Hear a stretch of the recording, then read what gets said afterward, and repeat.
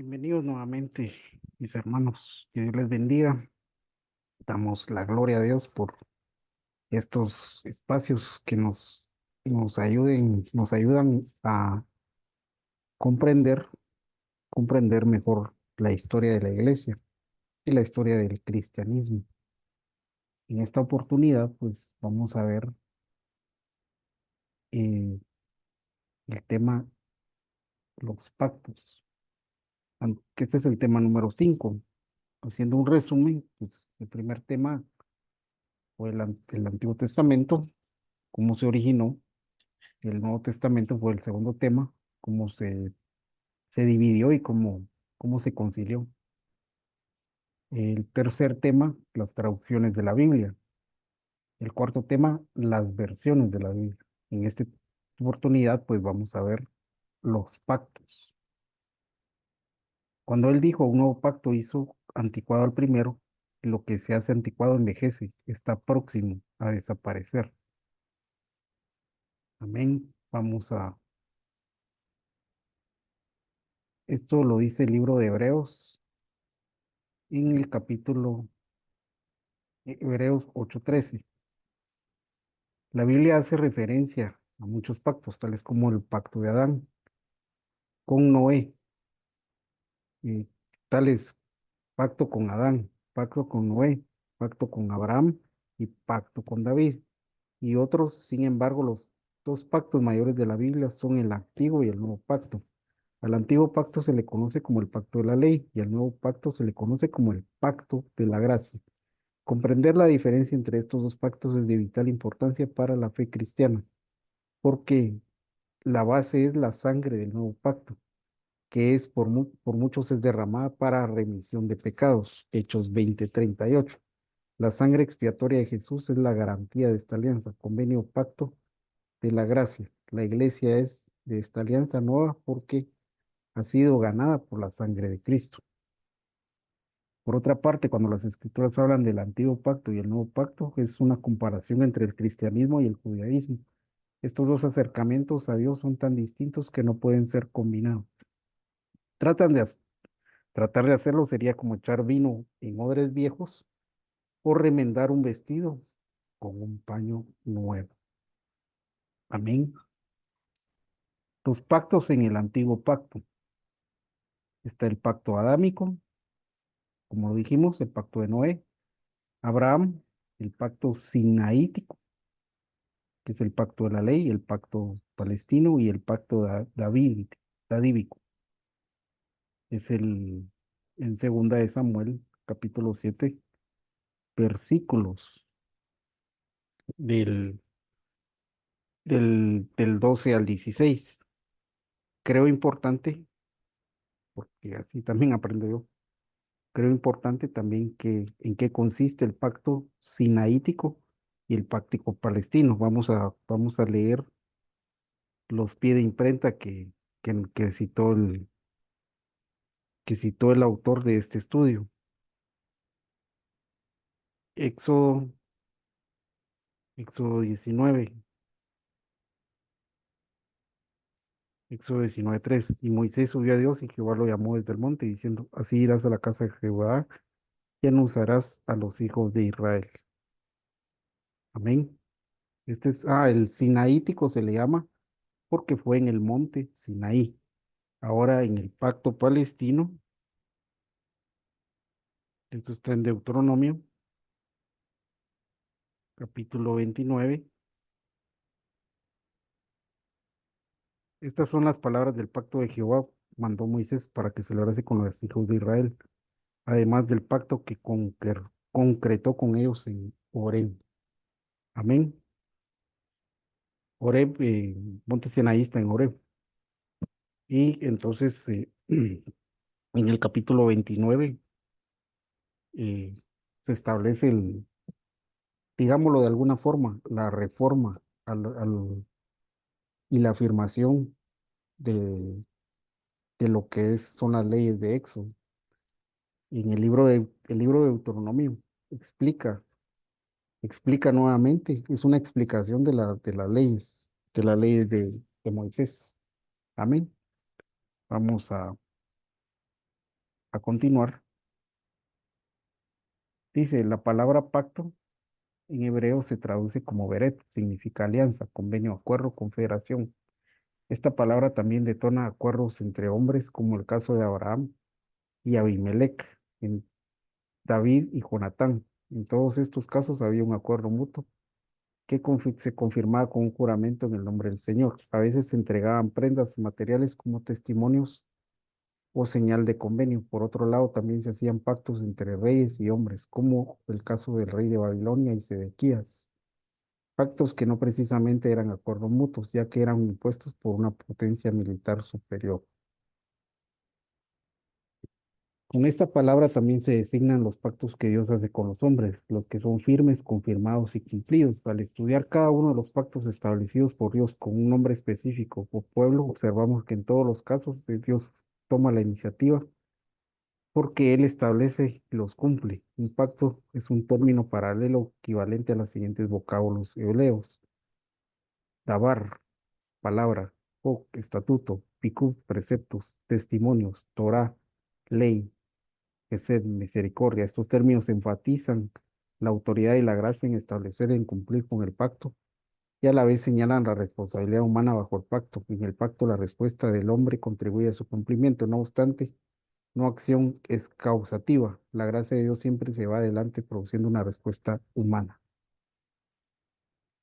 Pacto en griego se traduce de daiketi, que es otorgamiento de propiedad mediante un testamento por otros medios. Es una traducción de un término hebreo que significa un pacto de acuerdo, de un verbo que significa cortar o dividir en alusión a una costumbre sacrificial relacionada con la celebración de un pacto. Es la mutua obligación de dos o más partes, comprometiéndose cada una de las partes en cumplir sus obligaciones. Sin embargo, este término griego no implica por sí mismo la idea o obligación mutua, sino que mayormente significa una obligación asumida por una sola persona. Esto está en el diccionario Bain. Veamos entonces en qué consisten estos pactos. Uno, el antiguo pacto de la ley. El antiguo pacto fue celebrado en el monte Orbe o Sinaí, entre Dios y el pueblo de Israel, donde Él les declara su pacto y manda a que se ponga por obra. Esto es los 10 mandamientos. Observemos que la ley no fue pactada con los patriarcas de la promesa, Abraham, Isaac o Jacob, sino con el pueblo, por medio de Moisés. Por eso es que se le conoce también como el nombre del pacto mosaico o la ley. Este pacto consiste en una serie de leyes, estatutos, mandamientos, condición que el hombre obedecería, y como consecuencia Dios le daría protección y bendiciones y glorias terrenales. El término castellano ley, latín lex, se traduce del hebreo Torah, instrucción, y en arameo dictat, discreto, del griego nomos, costumbre, ley. Este término no tiene dos sentidos diferentes en las escrituras: fuerza o determinante, actuando en un sentido único y obligando a la voluntad; norma de conducta impuesta por una autoridad completamente bajo amenaza de sanción en caso de desobediencia. Bajo esa acepción de este término, ley significa regla de conducta que emana de una autoridad que se revela al corazón o que siempre interpone exteriormente. La ley puede ser decretada por los gobiernos o puede proceder directamente de Dios por la revelación sobrenatural audible, como en el Sinaí, mediante el ministerio de los profetas. La ley moral se da a conocer mediante la conociera. El principio de la sabiduría es el temor a Dios, la obediencia, su voluntad, el estudio de su palabra, el conocimiento del corazón humano y la práctica de la santidad. La enseñanza de esta sabiduría divina es como hacer brotar a una fuente, el seguimiento de los sabios preceptos que enuncian los padres de una corona de gracia. Amén.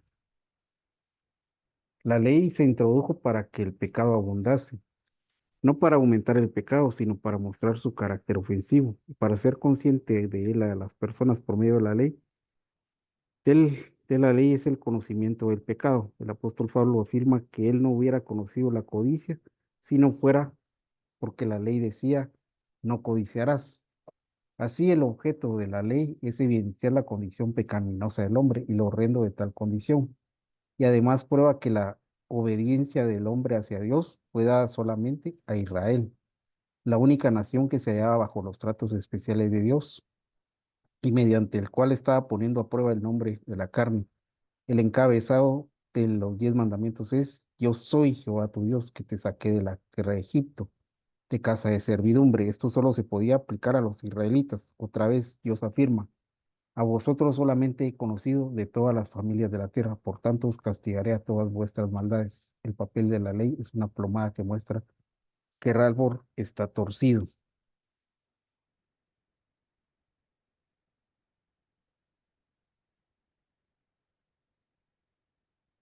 Amén. Con el nombre de ley bíblica, históricamente se conoce el periodo de tiempo que se extiende desde Dios le dio sus mandamientos al pueblo de Israel en el Sinaí, a través de Moisés hasta la muerte de Cristo en el Calvario. Este periodo de tiempo se caracterizó por constantes violaciones a la ley por parte del pueblo de Israel, que terminó con el sacrificio de Cristo.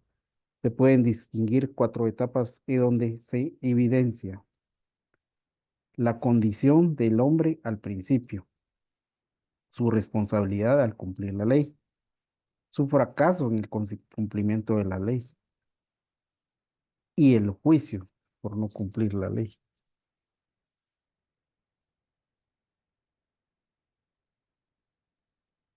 Amén. Una forma de división de la ley es mandamientos que expresan la justa voluntad de Dios, juicios que gobiernan la vida religiosa de Israel, ordenanzas que gobiernan la vida religiosa de Israel. La ley es entregada al pueblo de Israel en varias etapas, en forma oral. Moisés recibió de Dios la ley pura sin ninguna provisión de sacerdocio ni sacrificio para el caso de que Israel fracasara. A esta ley fueran dados los mismos y fueron añadidas instrucciones respecto a la obediencia de 3 fiestas, las fiestas anuales, así como también para la conquista de Canaán. Moisés trasladó toda esta ley al pueblo inmediatamente, por lo que no fueron admitidos por medio de la figura de sus ancianos con la comunión con Dios.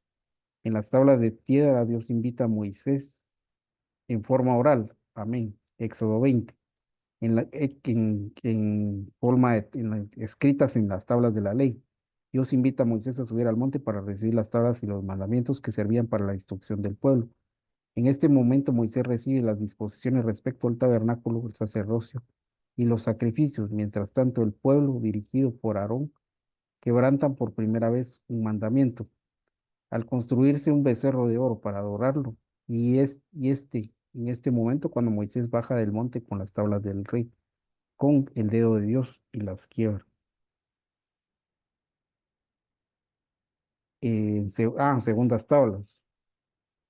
En las segundas tablas, estas fueron hechas por Moisés y escritas nuevamente por la mano de Jehová, con lo cual restablece las pérdidas de las primeras, por medio de escritos judíos, Talmud, Tarbut, etcétera. El propósito del pacto era ofrecer un mecanismo por el medio del cual se limpiaran los pecados del pueblo, a manera de dávida de Dios, quien sabía que el pueblo era incapaz de cumplir la ley. Dicho mecanismo estaba explicado en Levítico 16, especialmente donde el sumo sacerdote arónico de la tribu de Leví entraba ante la presencia de Dios en el lugar santísimo una vez al año, con la sangre del macho cabrío hacia la expiación de los propios pecados y del pueblo.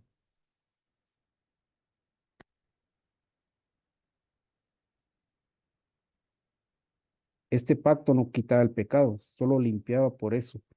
Por eso es que cada año el sumo sacerdote tenía que entrar al lugar santísimo y expiar el pecado continuamente, por lo que no habría de dudar para siempre que tenía que ser reemplazado por el nuevo pacto. Dios proporcionó la ley a los hebreos con el propósito de preparar el camino a la venida de Cristo, para mostrar al hombre su pecaminosidad que no puede derrotar al pecado, por lo que viene Jesús y resume la ley al exigir total amor a Dios al prójimo.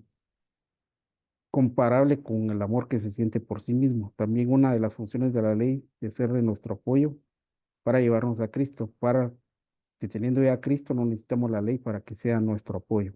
Amén. El nuevo pacto. El nuevo pacto consiste en que Cristo llevó nuestros pecados en su cuerpo en la cruz y se presentó por el sacrificio de sí mismo al lugar santísimo para quitar el pecado. Por lo tanto, la base por el cual fue instituido este nuevo pacto es la sangre expiatoria de Cristo. Por medio de esa sangre, el nuevo pacto obtenemos redención y perdón de los pecados.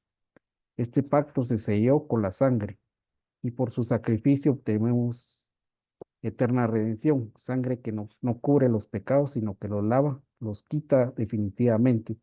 La ley no fue escrita en las tablas de piedra, sino que fueron escritas en la mente, el corazón de las personas. El creyente tiene su corazón involucrado en el nuevo pacto y no se encuentran bajo la ley, por lo que el pecado ya no puede enseñorearse de ellos. El poder de Dios nos hace aborrecer y desechar el pecado. Amén. Vamos a hacer un resumen del antiguo pacto. El antiguo pacto se estableció en forma oral, eran mandamientos, juicios y ordenanzas de la vía religión. La ley eh, era entregada de forma oral, tablas de piedra, en las segundas tablas, por medio de escritos judíos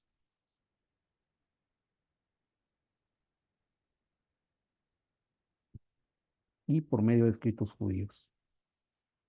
Amén. Jesucristo se constituyó en el sumo sacerdote del orden de Melquisedec para entrar a realizar sacrificio de levantamiento de pecados. Por lo tanto, cambiado el sacerdote, era necesario que cambiara un cambio de ley. Amén. ¿Cuáles son las diferencias entre el antiguo y el nuevo pacto? El antiguo pacto fue instituido con sangre de animales y el nuevo pacto con la sangre expiatoria de Cristo. El antiguo pacto fue con el pueblo de Israel. En el nuevo pacto, todo aquel que nace de nuevo entra en ese pacto, formando un nuevo pueblo sin importar raza ni denominación. El antiguo pacto, amén. Y las diferencias del antiguo pacto con sangre de animales, el nuevo pacto con sangre de Cristo. El antiguo pacto para el pueblo de Israel y el segundo pacto para todos. El antiguo pacto fue con letra que mata y el nuevo pacto, ministerio del Espíritu que vivifica. El antiguo ministerio de muerte. El antiguo fue ministerio de muerte, el nuevo fue ministerio del Espíritu. El antiguo fue ministerio de condenación, el nuevo ministerio de justificación. El antiguo pacto pereció, el nuevo pacto permanece.